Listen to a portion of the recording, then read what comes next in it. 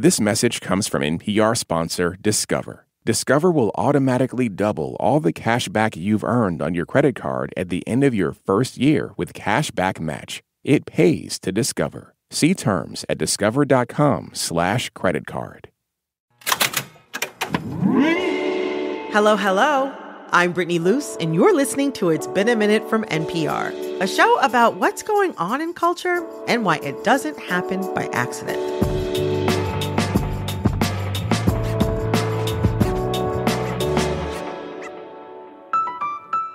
This week, we are connecting the dots between beards, hunting camo, and pearls. I know. How are all of these things connected?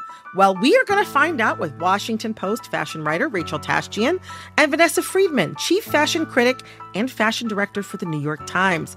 Rachel, Vanessa, welcome back to It's Been a Minute. Nice to be with you. Thanks for having us. Oh, love it. If you were suddenly thrust into being the president and you had 10 minutes to get dressed before your first day, what are you wearing? I think I would spend a significant amount of time, maybe 7 of those 10 minutes, getting my hair and makeup done. Oh! I go with Rachel. And you got to fix your hair and makeup. And then I probably put on a dark suit. Wait, why hair and makeup? Because that's really most of what I think people see when you're standing behind a podium or, you're on television. And I think that's the simplest and most straightforward way to look pulled together. It's the one area that women get the most scrutiny for and criticism for in a way that men do not. I like the practical answers that you each gave.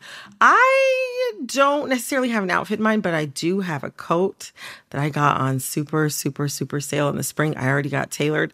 I don't know. Something about the coat to me just gives presidential. Fortunately for me, no one, I think, is pushing me into the presidency, so I don't have to worry about that. But today we are talking about this year's political candidates and what their fashion is saying about what they would do in the White House. From the summer's national conventions to this week's debate, the 2024 election cycle has been very fashion forward.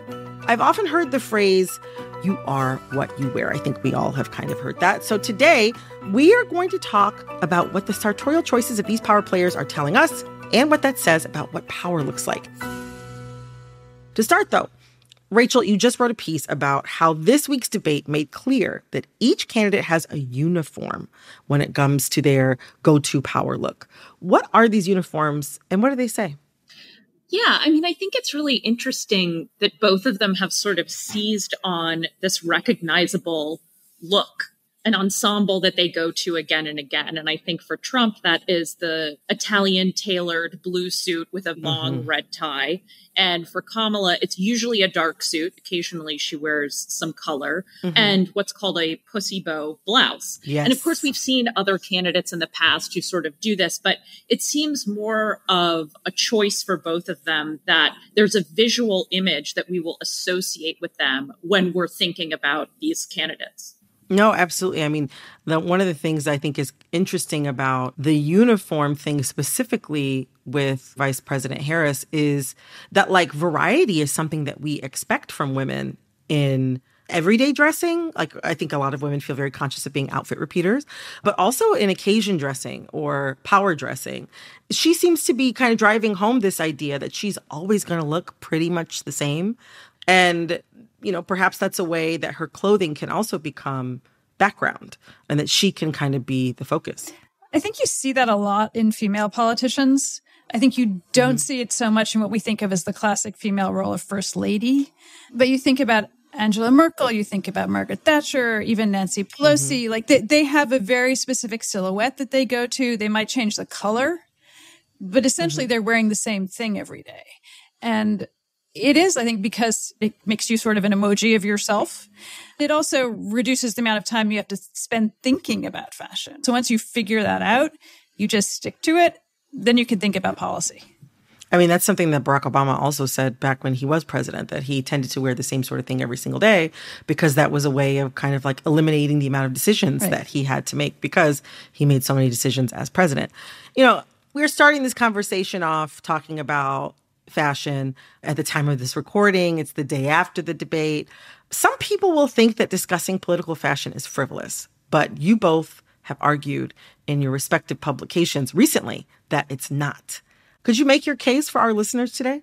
Yeah, I mean, people are, they're constantly looking at pictures and making snap judgments about the, people they see, whether they're in politics or simply like some guy they bump into on the street, that has to do with like, do I like that person? Can I relate to that person? Do they look presidential? All these questions that are, whether you articulate them to yourself or not, they're shaping your opinion and, helping you decide if you want to vote for somebody or not vote for somebody. You've made some points. Okay, now let's dig deeper into Vice President Kamala Harris's choices. She's worn some bespoke suits from designers like Chloe that are very polished. It was interesting to watch the split screen in the debate and see how much softer the shoulder of her suit looked than Donald Trump's, while not being any less elegantly tailored. But when I see her pussy bows, I feel like it's very much a holdout from like the 60s, 70s, 80s, like working women's wear. It says very much like, I'm a professional, I'm powerful, but I'm still feminine enough for you to be comfortable. What do you think she is trying to tell voters with this look? I would say there's two things going on. One, I agree completely that it is a kind of throwback reference. And I think that is purposeful. She's breaking the mold in so many ways. The fact that she's a woman, the fact that she's a woman of color, that I think for voters for whom that is a scary idea, right? To look familiar, to look like the model of something that is kind of comforting, actually is probably a very smart strategy.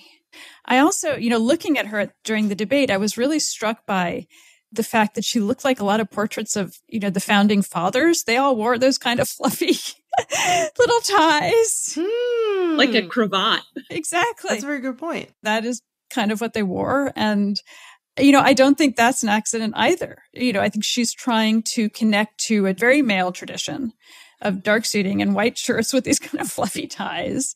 And she looks kind of presidential in that sense. That is such a great point. I actually hadn't thought about the founding father connection, but you're absolutely right. It's a little Mount Rushmore moment almost. I mean, I think the other sort of interesting thing about the consistency of what she wears is that it's clear that this is what she feels comfortable in. This is what like she, as we've said, can put on in the morning and just not think about.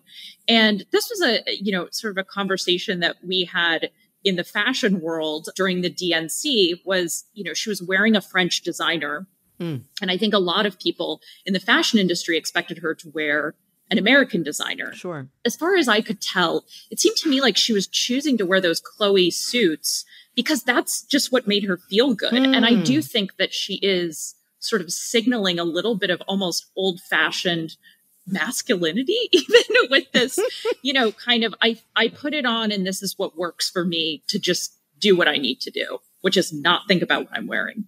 A lot of fashion writers, including yourselves, have noted that Democratic women, notably former nominee Hillary Clinton, often wear white because it's a color associated with women's suffrage. Kamala Harris has not chosen to wear much of this color in the 2024 campaign season.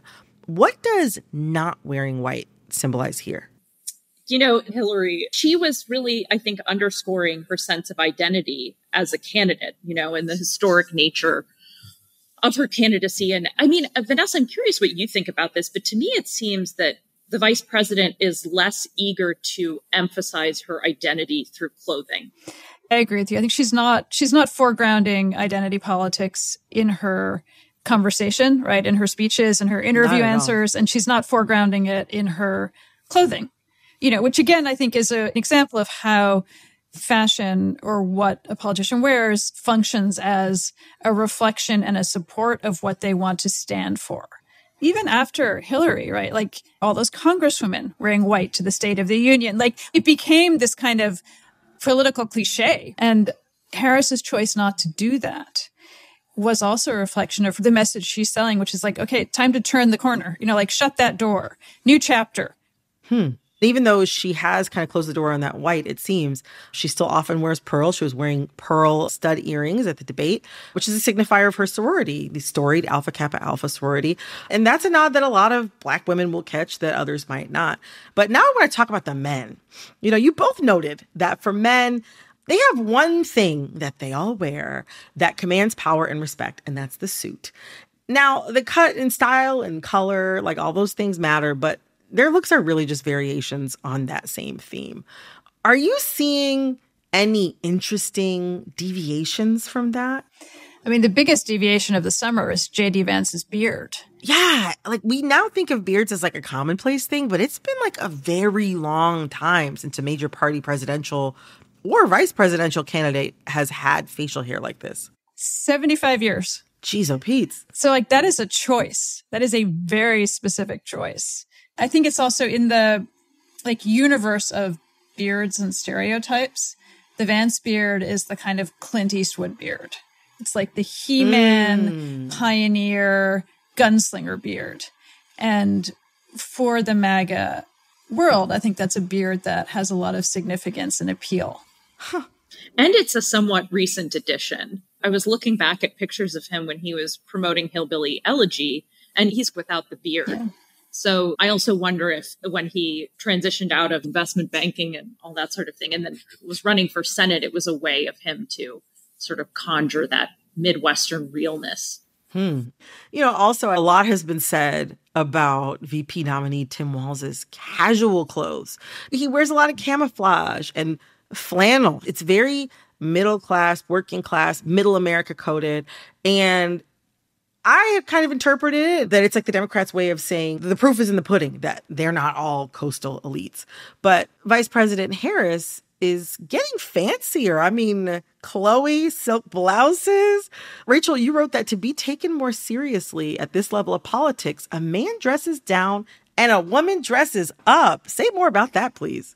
Well, I found it really interesting that at the DNC, people mentioned in their speech what Tim Walz wears. And when I go on, Getty, when I look at our pool photography, we see very few of these photos in Carhartt. And I'm not saying that he isn't wearing it. I'm just saying it's very interesting that a number of political figures are emphasizing this wardrobe to make the case that this is an authentic, white, middle-class man.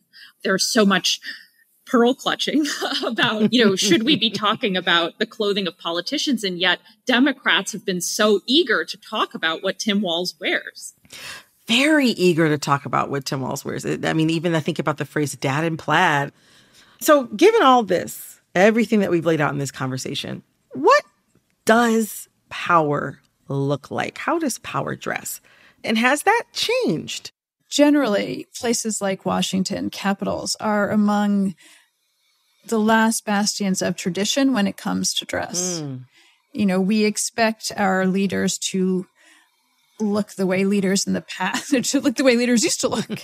And so they tend to dress to that image. I would absolutely agree with that. And I think power is something that often looks conservative and looks consistent. And that, of course, can mean different things at different times. I mean, what looked conservative 20 or 30 years ago may not necessarily look conservative now. I love that Vanessa said, Kamala has almost made herself into an emoji. Like, I think that sort of repetitiveness of someone's appearance is essential. You both have made such excellent points.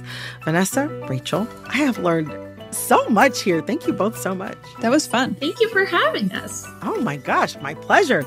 And as a thank you, I'd like to teach you something by playing a game with you both. Can you stick around for a tiny bit longer? Sure. Love it. We'll be right back with a little game I like to call, But Did You Know? Stick around.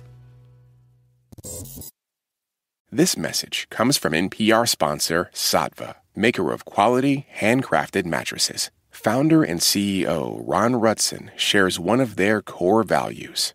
At Saatva, we believe sleep does unlock a superpower. When you wake up and you're totally refreshed, you go after things more.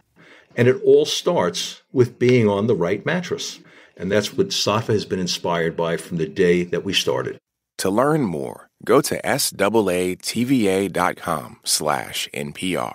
This message comes from Cook Unity and their Chef-to-You service that delivers fresh meals right to your door every week. Cook Unity works with some of the best chefs in the country. Each meal is handcrafted by chefs with hundreds of dishes to choose from. Your food arrives fresh, never frozen. Experience chef-quality meals every week delivered right to your door. Go to cookunity.com/minute or enter code MINUTE before checkout for 50% off your first week.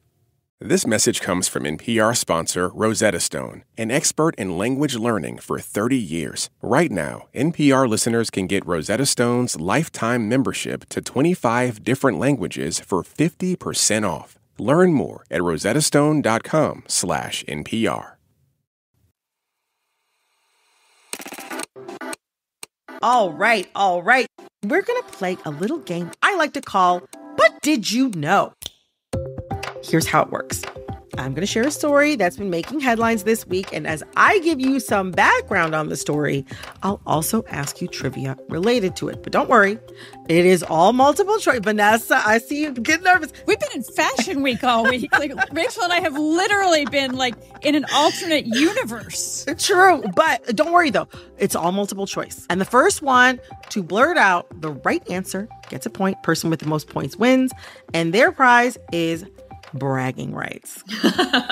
That's all we have here in public radio. Are y'all ready? Yeah. Yes. All right. So, after the debate this week, a one Miss Taylor Swift took to Instagram to officially endorse Harris Walls. She posted a photo of herself holding her cat, Benjamin Button, and in the caption below it said, quote, "I will be casting my vote for Kamala Harris and Tim Walz in the 2024 presidential election." She continued, "I've done my research and I've made my choice." And she signed it with Taylor Swift, Childless Cat Lady, which is obviously a dig at J.D. Vance.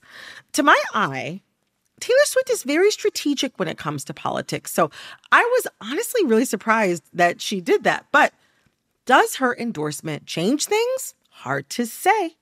But she seems to have some impact. Last year, she made an Instagram post urging people to register to vote and provided a link to vote.org. How many voters registered that same day?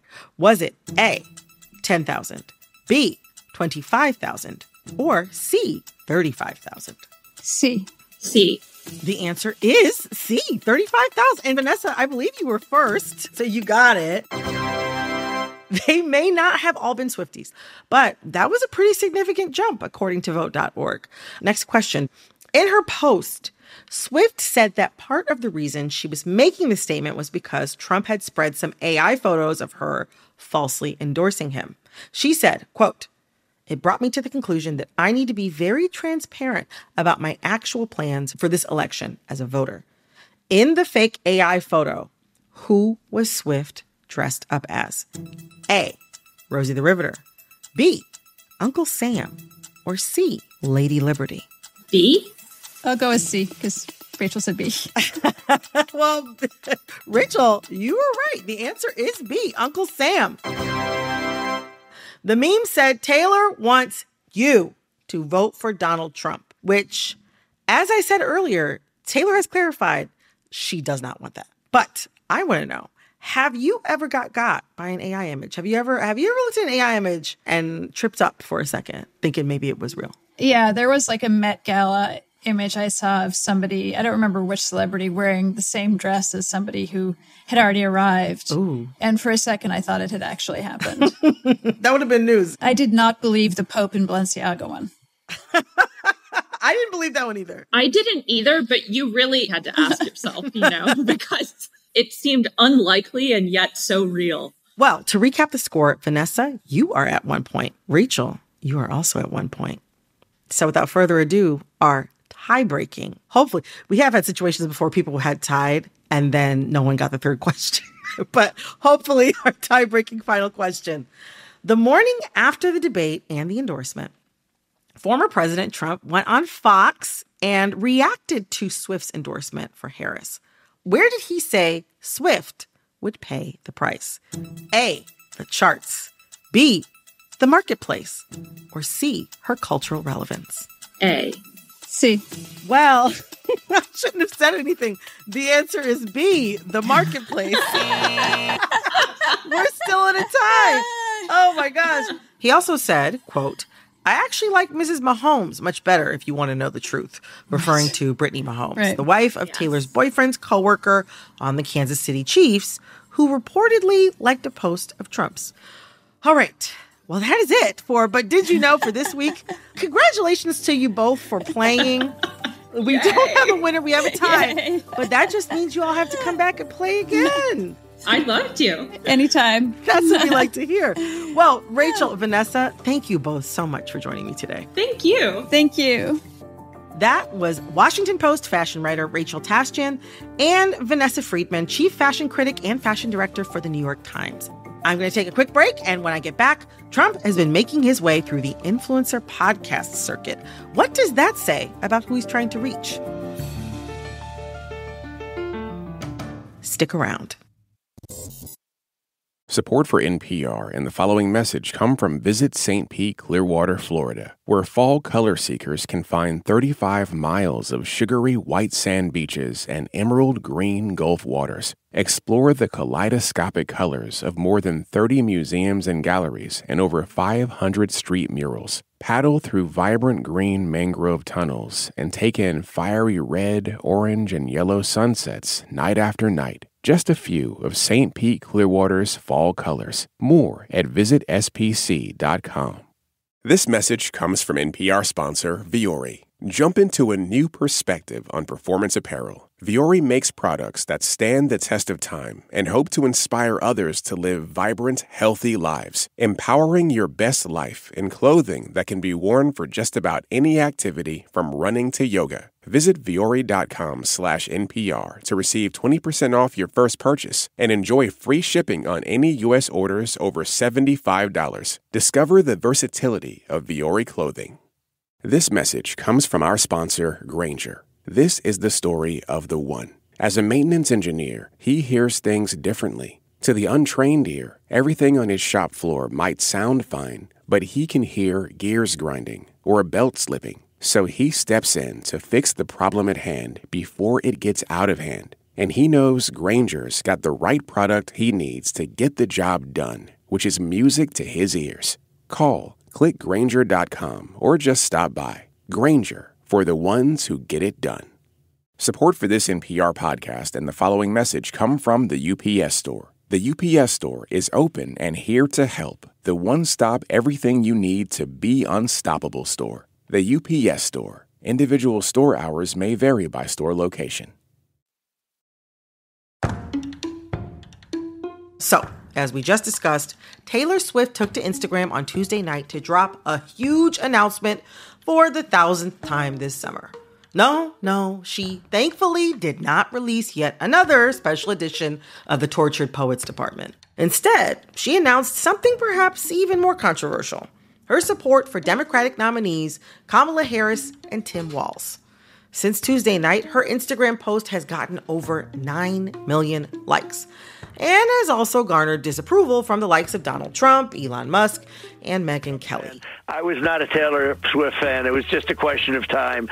She couldn't... And yet, when I opened up TikTok, Twitter, and Instagram on Wednesday morning, I didn't see a thing about it for hours. Didn't even make my group chats. I only heard the news when my husband, who admittedly gets up earlier than I do, told me himself. On the other hand, when Trump was interviewed by comedian Theo Von... I've been in recovery, most of the last 10 years. From alcohol? From drugs and alcohol.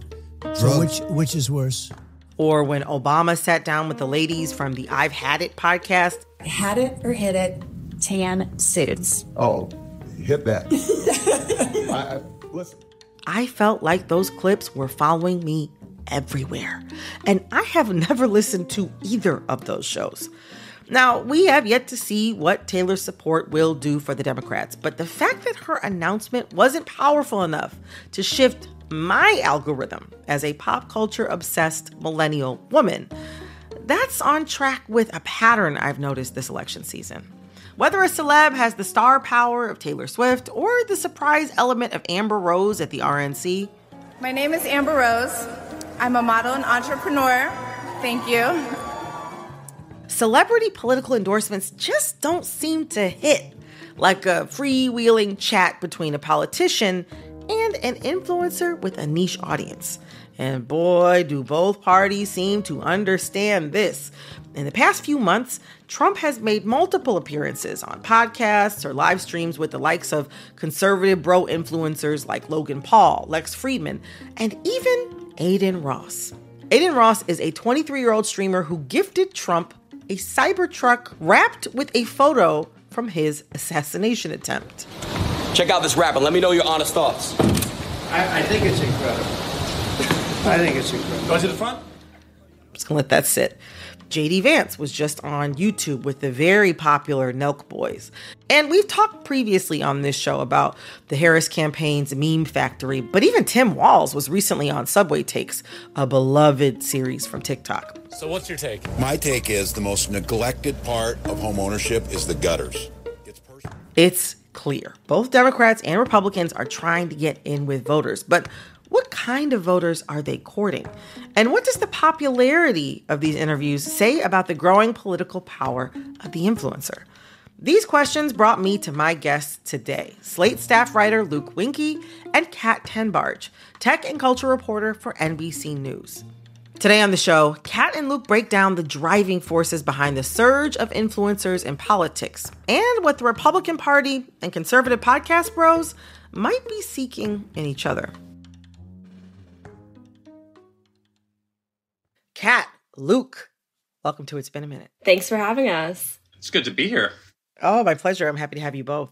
Okay, so to just get into it, it's long been tradition for presidential candidates to appear on late night shows or even daytime shows to reach people who may not follow the news.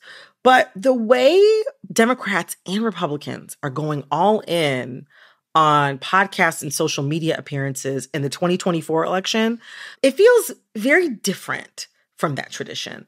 Donald Trump discussing drugs with Theo Von does not hit the same as Bill Clinton playing the saxophone on Arsenio Hall. My question to you both is, what is with all the presidential podcast interviews? What are candidates looking to get out of them? And what does this strategy tell us about how candidates are viewing voters? So I think that with a lot of these influencer podcasts and podcasts in general, both candidates are definitely trying to appeal to a younger audience. You look at who Trump has appeared with. He's gone on Logan Paul's Impulsive podcast. There are two questions I have to ask. Go ahead. The first one's kind of fun. Aliens. He's gone on Adin Ross's Twitch stream. Yes. You were speaking on stage with three other women, and you just got ambushed. They were late and not a high. These are influencer figures who have predominantly young male followings, young enough to the point where with someone like Adin Ross, you're like, can his listeners even vote yet? But I think that in addition to targeting that younger voting bloc, you also see big genre discrepancies in terms of who these people are and what they talk about and who their rhetoric attracts. So in Trump's case, you have these people who are either on the fringe or have a full foot in this manosphere space. And the manosphere tends to be characterized by this upholding of toxic masculinity, the types of rhetoric that Trump has used, that Trump is now known for. It makes a lot of sense that he would be appealing to this demographic and this type of rhetoric. Even with the Biden administration, you see this big push to get TikTokers into the White House. Yeah, I mean, there were TikTokers at the White House, there were TikTokers at the DNC. Yeah, and with them, I feel like you see a little bit more of a respectable rhetoric. You see people who hit maybe more diverse demographics that kind of echo that messaging. Going off what Kat said, I get the sense that specifically with some of Trump's appearances with Adin Ross and Theo Von, a targeting of the disaffected, probably mostly apolitical young man who doesn't pay attention to a ton of politics. And this has been out there a little bit, but you see it with him triangulating the RFK Jr. voters, who, was a big Joe Rogan favorite while he was still running for president. He's speaking extemporaneously in a way that I do think makes him sound slightly more relatable than he does when he's on the stump. Trump chopping it up about the cerebral effects of cocaine with Theo Von. So you're way up with cocaine more than anything else you can think of. Cocaine will turn you into a damn owl, homie. You know what I'm saying? It's just not the sort of flavor of Trump you get sort of elsewhere. Very true. Very true. I do also feel you can't underestimate how Democrats have been trying to chase like the vibes of 2008 Obama now for quite some time. And as a 17-year-old in 2008, I remember the clip of him brushing the dirt off his shoulder and that being a huge hit. Those are the moments that really created the Obama coalition, the Obama mystique, all the stuff we talk about with 08 and the online driven rise of Obama. I do feel like trying to find a couple of those viral moments, trying to create that same sort of momentum is heavy on the mind of Democratic strategists. You're absolutely right. Like, Democrats have been doing this for quite some time, like engaging voters on social media, or I guess in places online where you're more likely to find people who are younger demographically. But for both parties, it feels like in 2024, the strategy is kind of turned up to 100. And also, too, I think that like the influencer landscape has changed considerably. The podcast landscape.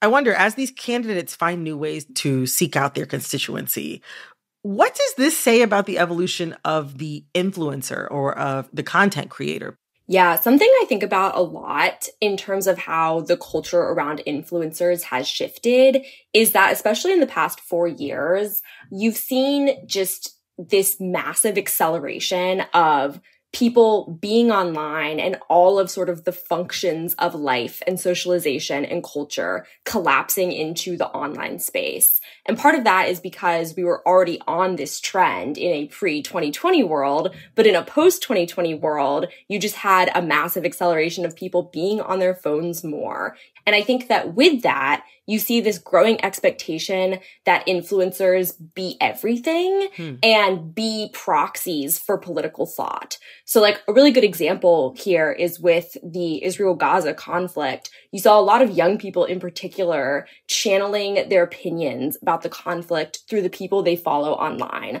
whether that's someone who we think of as a traditional celebrity like Taylor Swift or people who we think of as more new celebrities, influencers. And people, young people in particular, were really invested in wanting the people they follow and the people they like to echo their political opinions. And so that kind of goes both ways, where it's like, if you're a young person and you're a big Taylor Swift fan, you're going to be really committed in making sure that Taylor Swift reflects what you view to be politically acceptable and politically desirable. And I think with these candidates and these campaigns, a lot of times they're kind of trying to go the other direction and be like, well, if we concede the connection between Logan Paul and Donald Trump, then fans of Logan Paul are going to be more incentivized to outwardly support the person who their favorite influencer is supporting.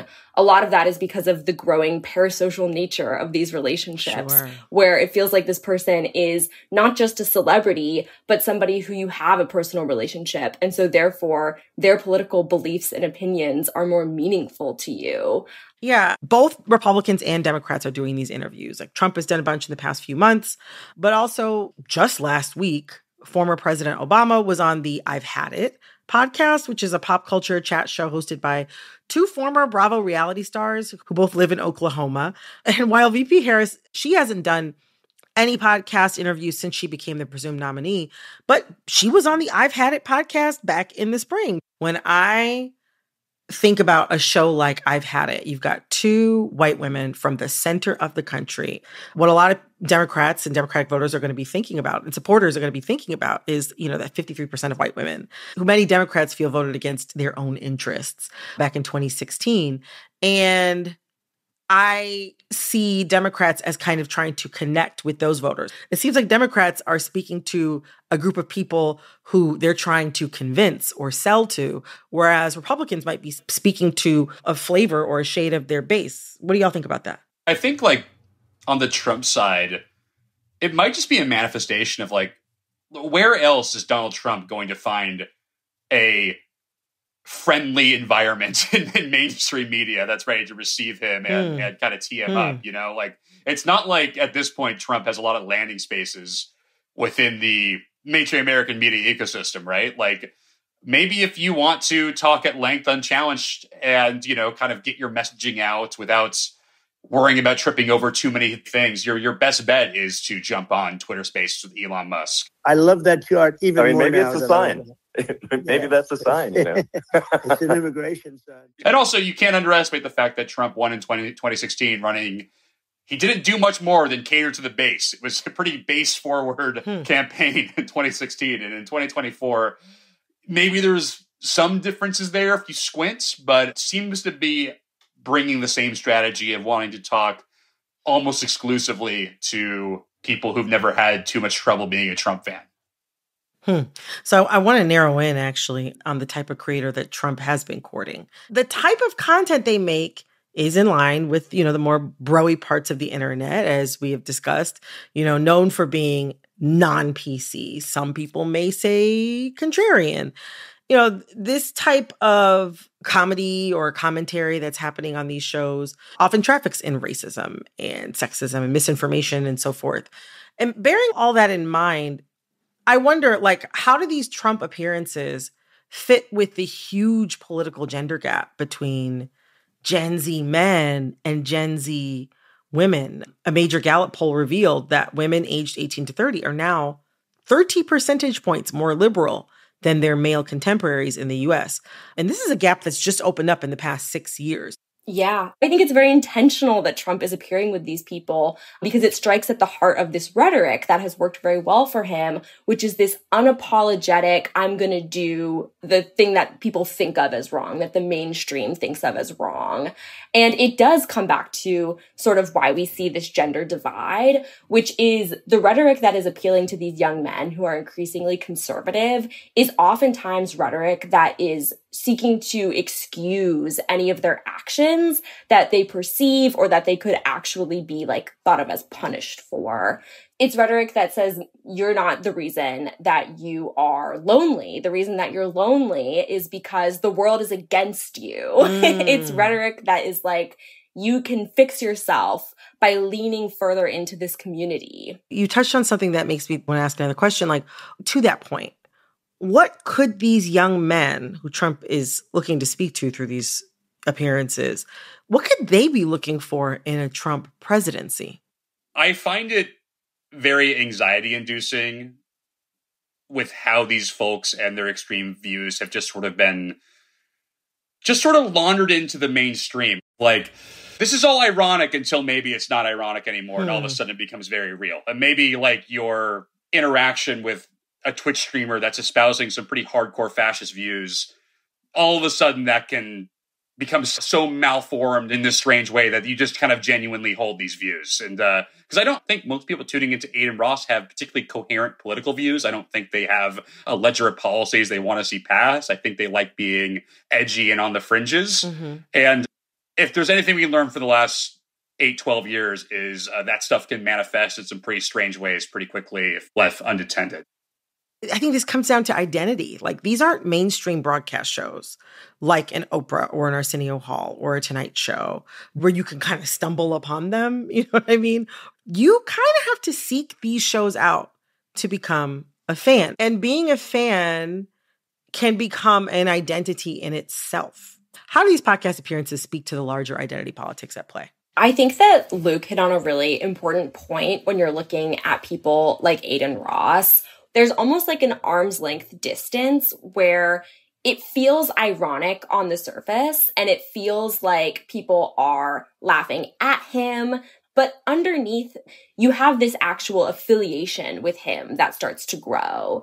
Because if you're looking at this identity that kind of defines a lot of what young men are going through and how they feel, a lot of times you have this idea of like, there's like, of course, the young male loneliness crisis and this sort of like directionless state, because it's very like nihilist and very ironic and detached from everything. So they're almost like giving them a guiding light. And I think that is what is so dangerous about these communities. I think it's also something that even subconsciously the Trump campaign is looking to take advantage of. Yeah. One thing Kat mentioned that I want to kind of jump on is like, it must be telling that a lot of these podcasters for years were just very like prominently unaligned, or they were I'm not a Democrat, or I'm not a Republican. I'm an independent. I'm a free thinker, whatever it is. Yeah. Yeah. I do think Trump showing up and coming to these people and aligning with the unaligned, even if their politics aren't very cogent, that has to send a message of unity to the unaligned.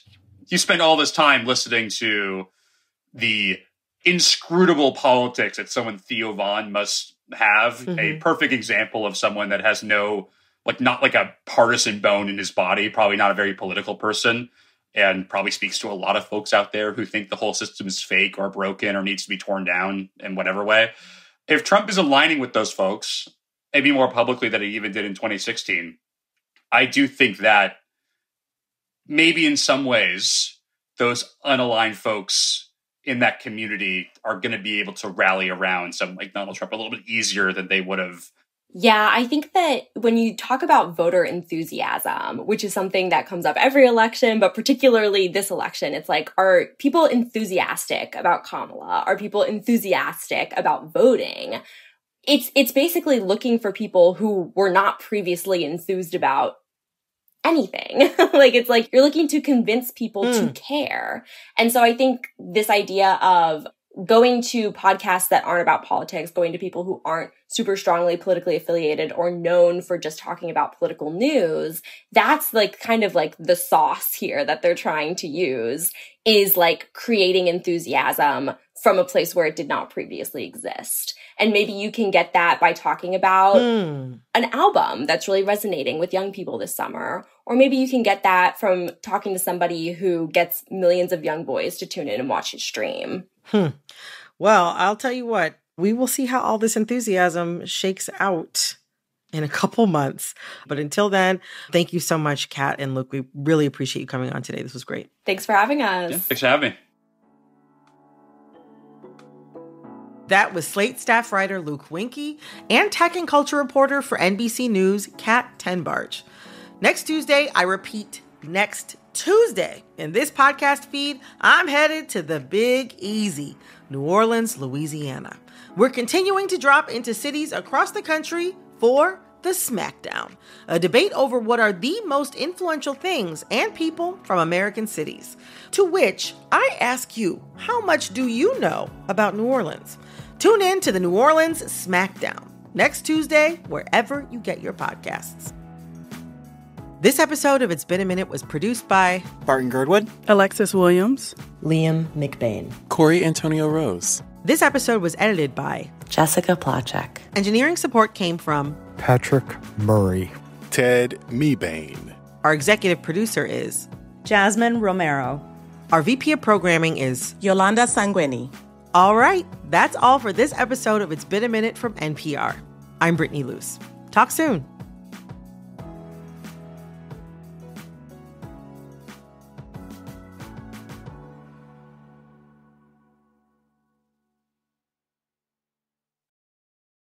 This message comes from REI Co-op. For the next 15 seconds, REI wants to remind you that your time is precious and that getting outside to soak up summer is a precious way to spend it. Visit your local REI Co-op or rei.com/opt-outside.